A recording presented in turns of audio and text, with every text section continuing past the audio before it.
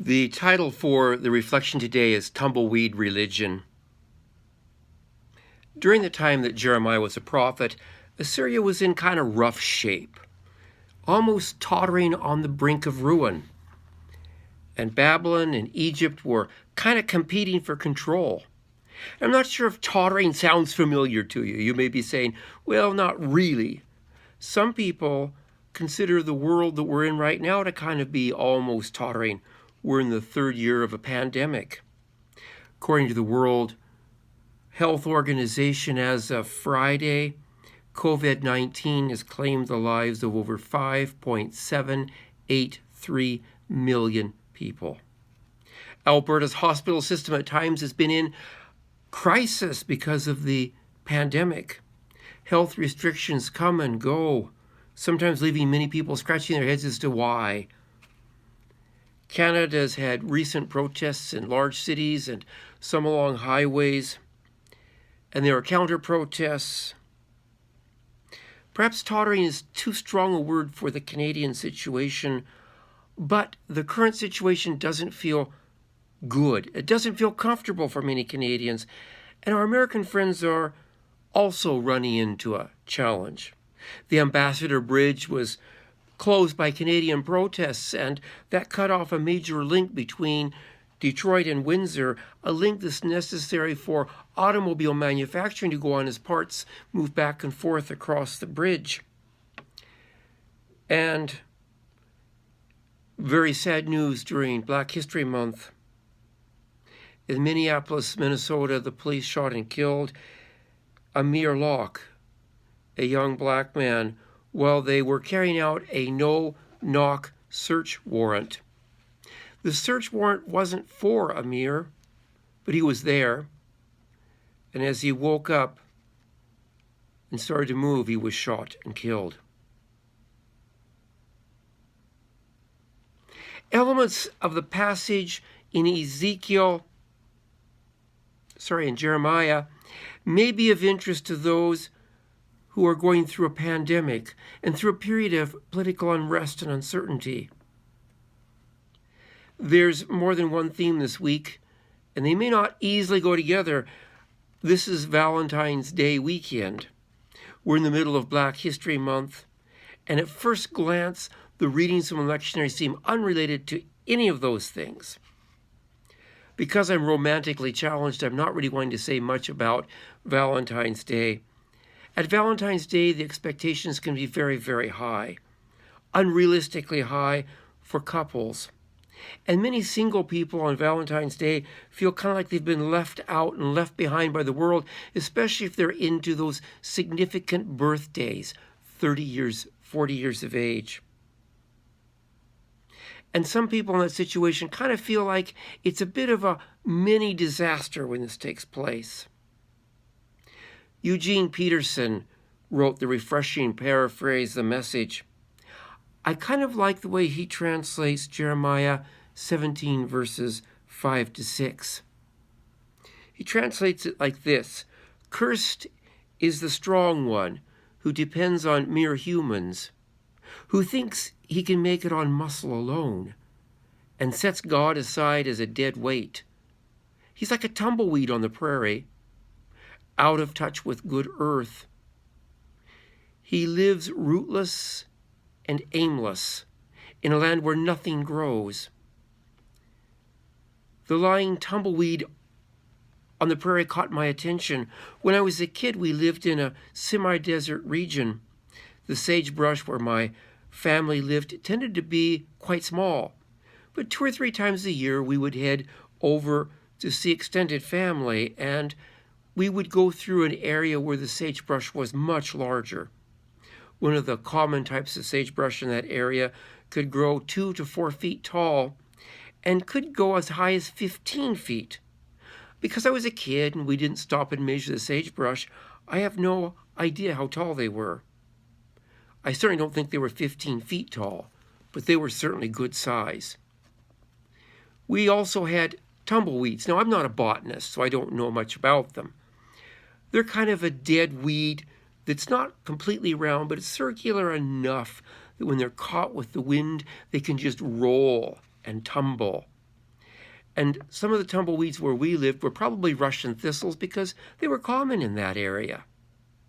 The ones that I saw could easily have been, I would say, between knee-high and waist-high. And they might get caught in a barbed wire fence, or they might get caught in a chain link fence. And one day the wind blows them to the east, and the next day the wind blows them to the west. Tumbleweeds are basically at the mercy of nature's fury. People who rely either on themselves or others are depicted as being kind of these tumbleweeds blown around by the wind. There's an old, well-known song, Tumbling Tumbleweeds. The song was composed by Bob Nolan in 1930. There are a few famous musicians and performers who sang the song over the years. Gene Autry, The Supremes, Tennessee Ernie Ford, Bing Crosby, Elvis. The last line of 3 verses is drifting along with the tumblin' tumbleweeds. Drifting along, kind of like having no sense of direction, no need to plan because you're just going to kind of take it as however life carries you. That can feel good for a little while, maybe on a vacation. We kind of hate to live there. Grounding ourselves in the root of faith, the biblical stories gives us a sense of direction, a sense that we need to focus on love. Walter Brueggemann observed, I believe that we have become so jaded in the church, most particularly in the liberal church, that we've forgotten what has been entrusted to us. We've forgotten that the scripts entrusted to us is really an alternative and not an echo. So here's kind of the way I look at it. The scriptures that we study and read every week challenge society and can be subversive. There are times when we may think that the Bible ties us to notoriously unjust eras, when the Bible remains a radical document, a document that's relevant for today as it was millennia ago, because it continues to call us to subversive love, to subversive acts that change the world. What can keep us from having tumbleweed religion is when we focus on ourselves, on the most important, not on ourselves, but on the most important elements of faith. And that's love to God and love to humanity. Studying the Bible is an important way to keep ourselves rooted in love, because the Bible helps us see how to love entire groups of people in society, not just an individual or two who are close to us. The call to extend support to impoverished and oppressed groups of people is a strong theme in the Bible. Christians of all kinds, from fundamentalist and evangelical Christians to mainline Protestants and Catholics to progressives, find parts of the Bible a tad bit messy, challenging to understand.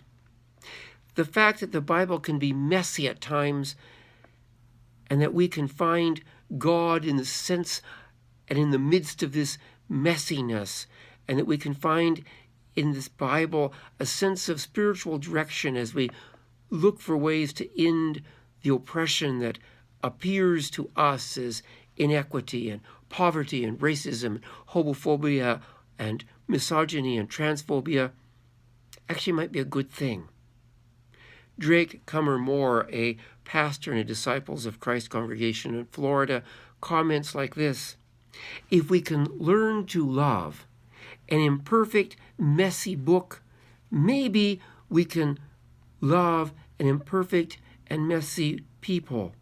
When we stop thinking that the Bible needs to be anything but messy, when we stop thinking the Bible needs to be perfect, we can stop calling other people to imperfection. We will stop holding them to an impossible standard. I'm going to conclude in a moment by shifting our focus to a psalm that has brought hope and courage to people for millennia. Verse 4 is one of the best-known lines in the 23rd Psalm, and possibly in the entire Bible. Yea, though I walk through the valley of the shadow of death. I will fear no evil, for thou art with me. Thy rod and thy staff, they comfort me. Yea, though I walk through the valley of the shadow of death. The James Moffat translation translates the passage like this: my road may run through a glen of gloom. The valley can kind of symbolize going through these periods of intense discouragement. Scott Gray, who is a clergy who recently completed about a 30-year project to translate the Bible, talked to me a couple of times in conversations about this line in the 23rd Psalm. He emphasizes the fact that we walk through the valley of the shadow. We don't stay in the valley. I'm going to use that thought as a jumping off place here and go directions that he didn't go. Yea, though I walk through the valley of the shadow of death. We don't stay in the valley of the shadow of death. We don't stay in the glen of gloom. The Bible does not say, yea, though I take my pup tent and my backpack and camp in the valley of the shadow of death. And the psalmist does not say, yea, though I bring a camper or a tent trailer and camp in the valley of the shadow of death. The Bible doesn't say, yea, though I bring an airstream and stay for months in the valley of the shadow of death. And the Bible definitely does not say, yea, though I commission a builder to build a multi-million-dollar mansion in the valley of the shadow of death. We walk through the valley of the shadow of death with God at our side. When the winds of loneliness, frightening developments, pandemics, and hate shake the world, we do not rely on human muscle. We are rooted to the ground, even when the wind blows. We are rooted by love, not by fickle human love, but by the steadfast, unchanging love of God.